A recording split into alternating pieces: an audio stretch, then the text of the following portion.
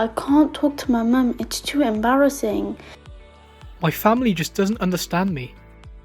It started as a conversation online and I'm frightened because he knows where I live.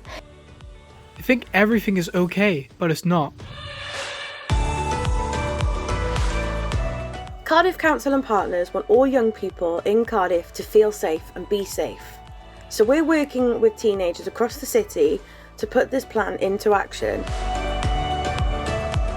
It has 6 goals. This is goal 3. Young people and families can understand and assess risk. We want services to work together so Cardiff is a city where young people can say, I'm not embarrassed to talk about what's going on in my life. I know how to stay away from places, including online, that can harm me. I just don't hide things from my family. My family know what to look for and reduce the risks in my life.